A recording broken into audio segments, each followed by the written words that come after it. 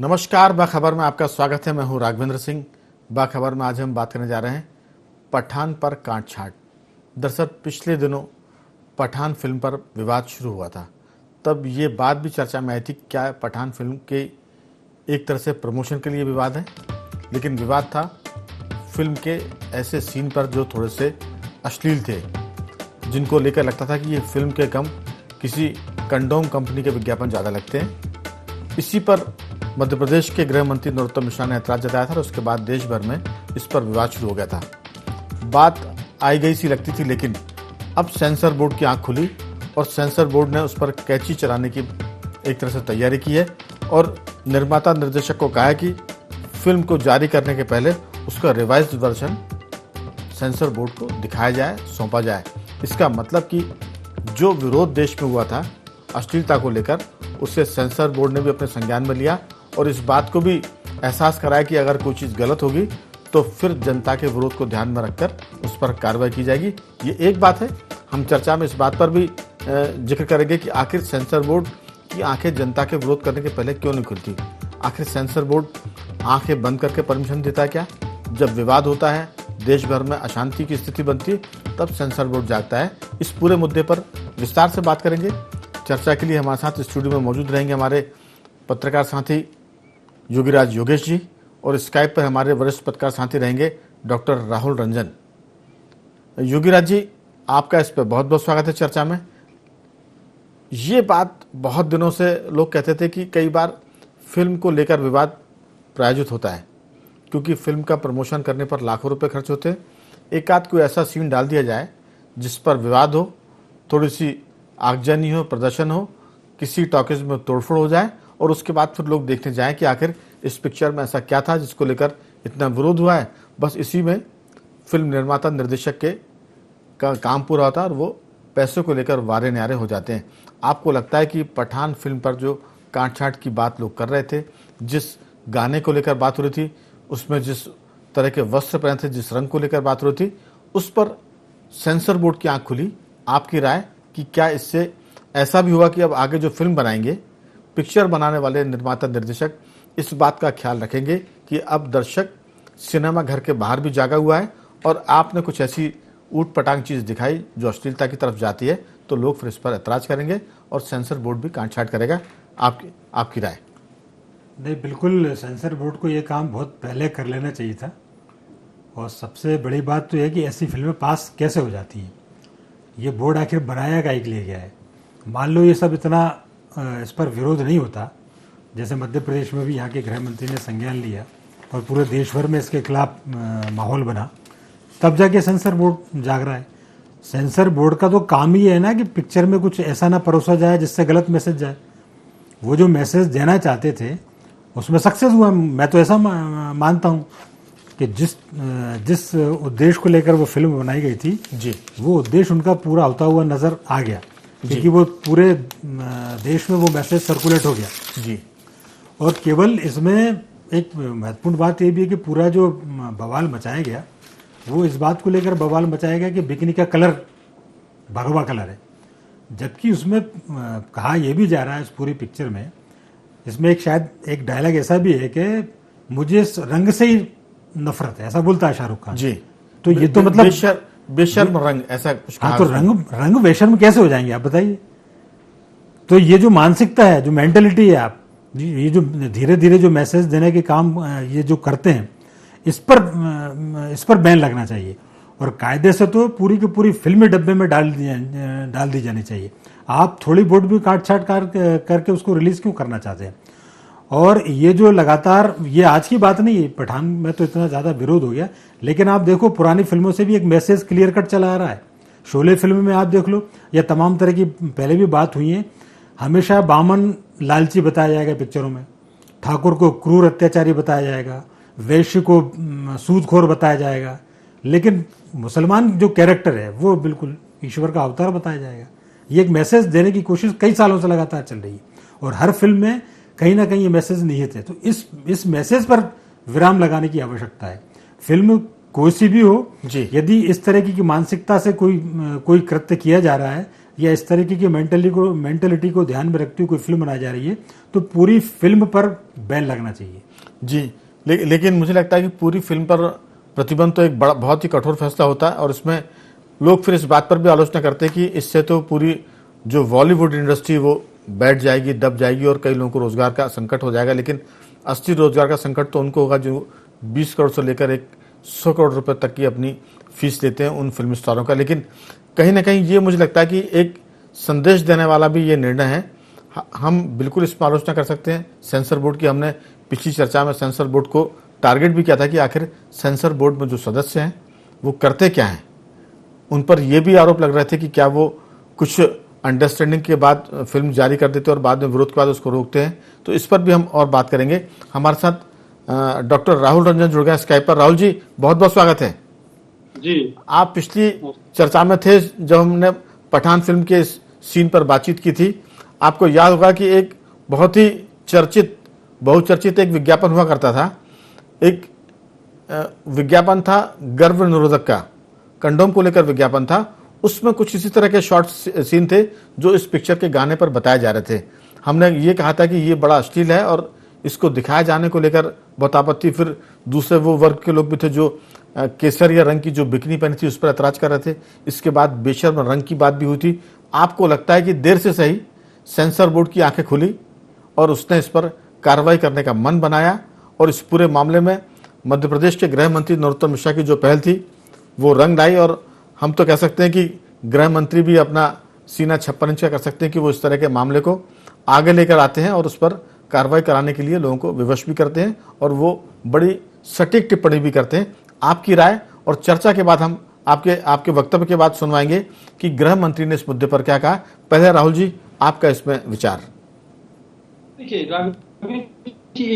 एक चीज है, ठीक है, ये चीज हम मानते हैं कि सामाजिक पतन हिंदुस्तान में हो रहा है और हम जाकर धीरे धीरे धीरे हमारा पतन होने की स्थिति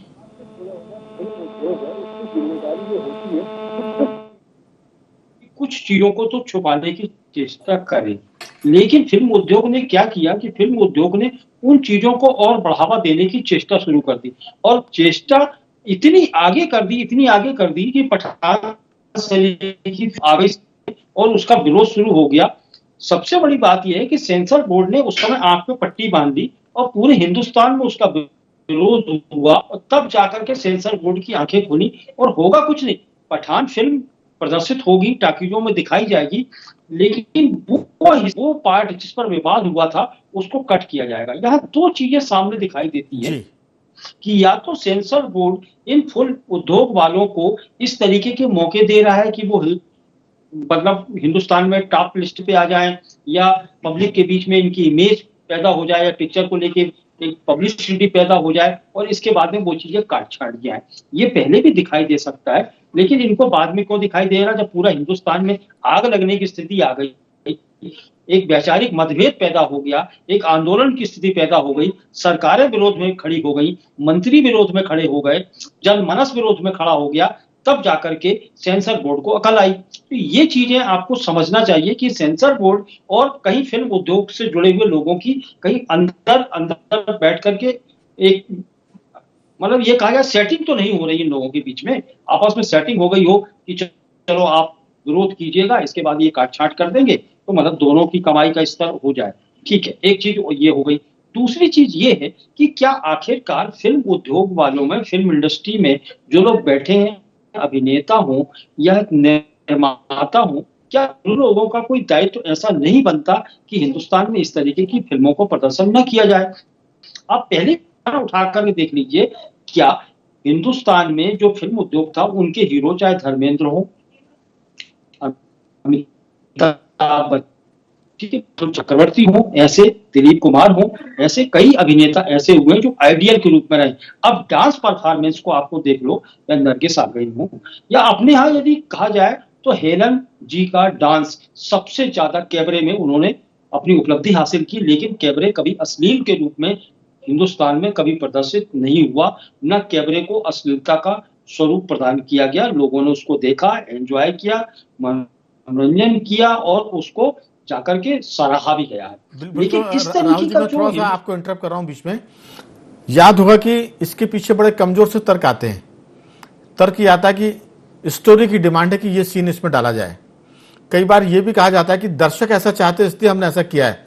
तो इस बार बिल्कुल साफ हो गया कि ना तो स्टोरी की डिमांड इस तरह की होती है और ना दर्शक ऐसा चाहता है। ये उनके निर्माता निर्देशकों के दिमाग के भीतर जो कचरा होता है उसको वो दर्शकों की डिमांड पर और स्टोरी की मांग पर कहकर वो शामिल करते हैं और इससे देश के अंदर एक तरह से सामाजिक गंदगी फैलाई जाती है जो अश्लीलता के बाद हम कहते हैं कि बच्चों को बिगाड़ने में काम करती है और घर के जो छोटे छोटे किशोर व बच्चे और बेटियां हैं वो इससे बिगड़ जाते हैं, ऐसा भी लगता है।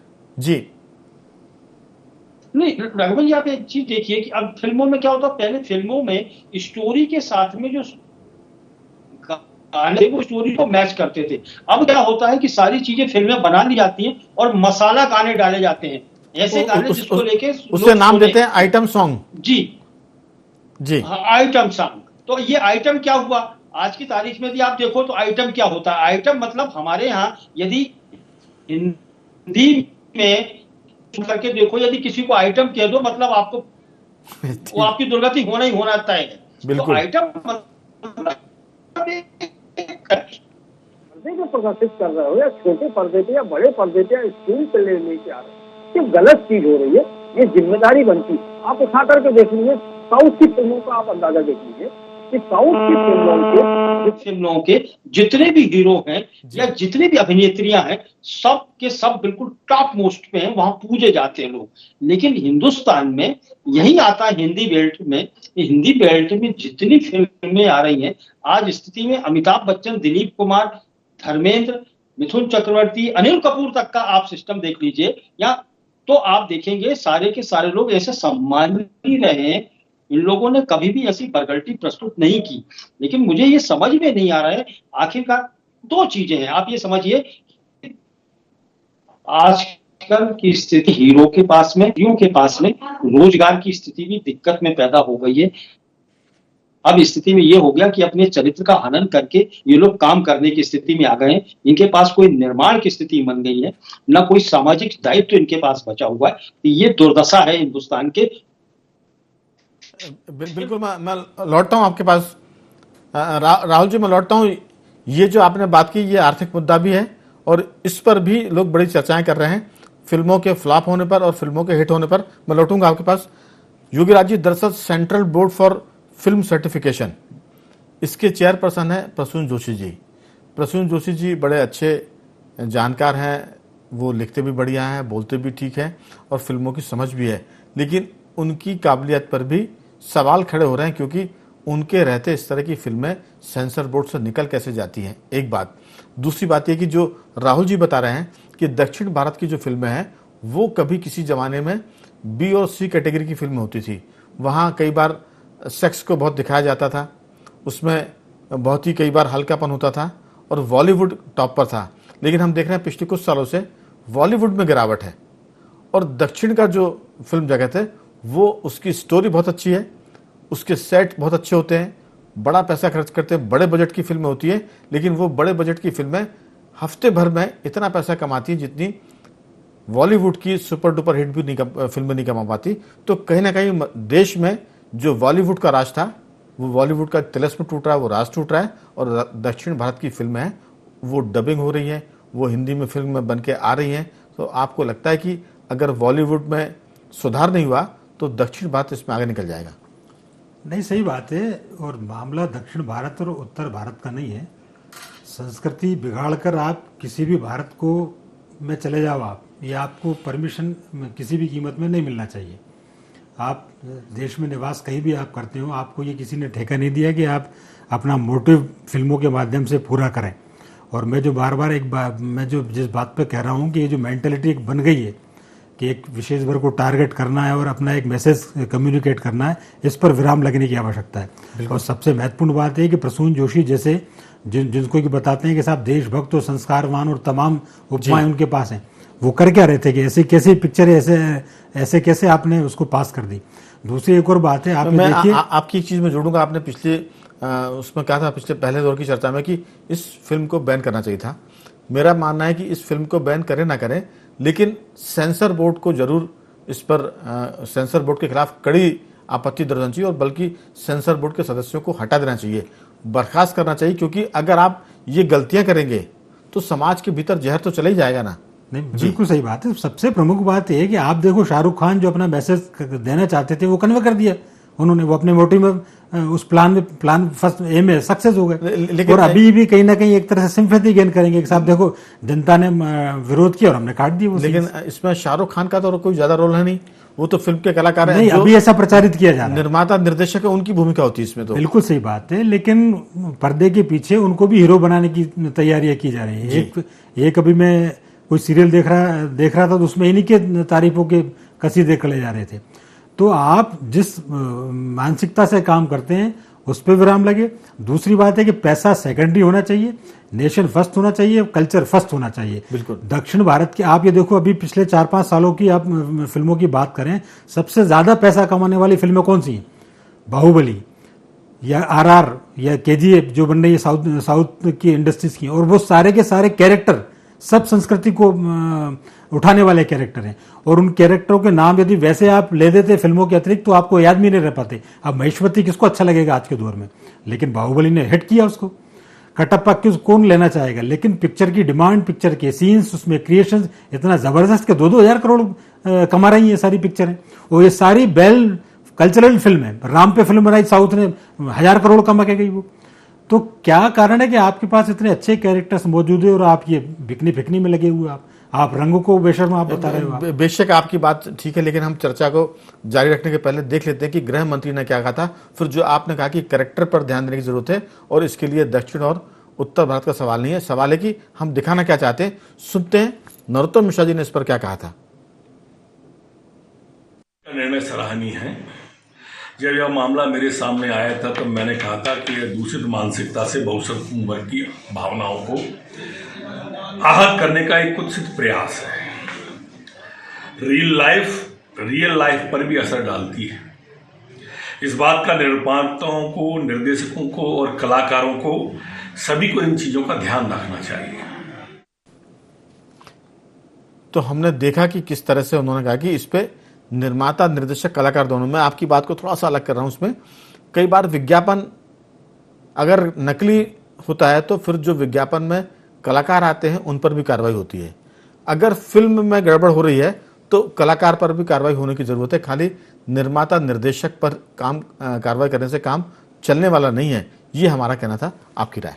नहीं, इसमें तो महत्वपूर्ण बात यह है कि इसमें तो हिंदू संगठनों नहीं, मुसलमानों ने इसमें आपत्ति दर्ज कराई है कि आप क्या दिखा रहे हो, आप मुसलमान हो गए, आप ये कैसे सीन, आप मेन सीन आपने बना रखे। और देश की जनता, हिंदू हो या मुसलमान, वो संस्कृति की रक्षा चाहती, वो माने बेपर्दा होने को स्वीकार नहीं करती कि आप इसमें नग्नता लेकर आएंगे, अश्लीलता लेकर आएंगे, तो वो किसी को भी मुझे लगता है स्वीकार नहीं है, ना हिंदू, ना मुसलमान, ना सिख, ना ईसाई। क्योंकि कुल मिलाकर जो भारतीय संस्कृति है वो बड़ी तहजीब वाली है, बहुत ही मर्यादा वाली है। जी नहीं, अपना देश का तो पूरा आधार ही संस्कृति पर टिका हुआ है और अपनी संस्कृति इतनी स्ट्रांग है कि हजारों लाखों वर्ष हो गए आज भी वो कल्चर जिंदा है। कई लोगों ने इसको मिटाने की कोशिश की, लेकिन उसमें कुछ ना कुछ दम तो है ना। तो आप क्यों उसको बार बार बिगाड़ने की कोशिश कर रहे हैं? और इसको कंट्रोल करने की जो जिम्मेदारी सबसे ज्यादा सेंसर बोर्ड और तमाम तरह के जो और मेकर्स हैं उनकी है, वो क्या कर रहे हैं? तो वो सबसे ऑब्जेक्शनल बात तो यही होती है कि ऐसी पिक्चरें कैसे पास हो जाती हैं, कौन इनको पास कर देता है, कैसे रिलीज हो रही हैं। तो जब तक आप ये बात वाजिब है कि फिल्म उद्योग पर कई सारे लोगों का रोजगार जुड़ा होता है, लेकिन हम ऐसा रोजगार भी किस काम का कि वो आप नग्नता परोसे तमाम तरह के बहुत सारे। लेकिन तो दक्षिण भारत की पिक्चरों ने सफलता पाकर ये बता दिया कि जो तर्क पेश करते हैं बॉलीवुड वाले वो बिल्कुल बेदम होते, खोखले होते हैं। क्योंकि उनके तर्कों में नग्नता दिखाना, कैबरे डांस करना, सिगरेट पीना, शराब का एक तरह से इस्तेमाल करना, इसके बिना भी दक्षिण भारत की फिल्मों ने संस्कृति पर फिल्म बनाकर हजारों करोड़ रुपए कमा लिए और साबित कर दिया कि जो बॉलीवुड के लोग कहते हैं वो बेकार और बेवजह की बातें हैं।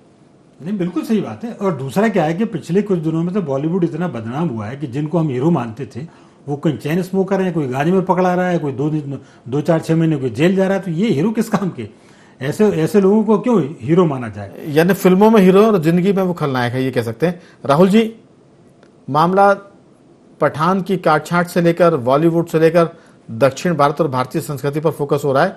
सवाल यह कि जब विज्ञापन जो किरदार करते हैं और विज्ञापन जिस चीज़ का वो कर रहे हैं, अगर वो उस पैमाने पर खरी नहीं उतरती है तो विज्ञापन में जो काम करते हैं उन पर भी कार्रवाई की बात होती है। तो फिल्मों में जो किरदार काम करते हैं, चाहे वो हीरो हो हीरोइन हो, वो भी एतराज़ कर सकते हैं कि ये फिल्म का शॉट जरूरी नहीं है और इस पर हम काम नहीं करेंगे।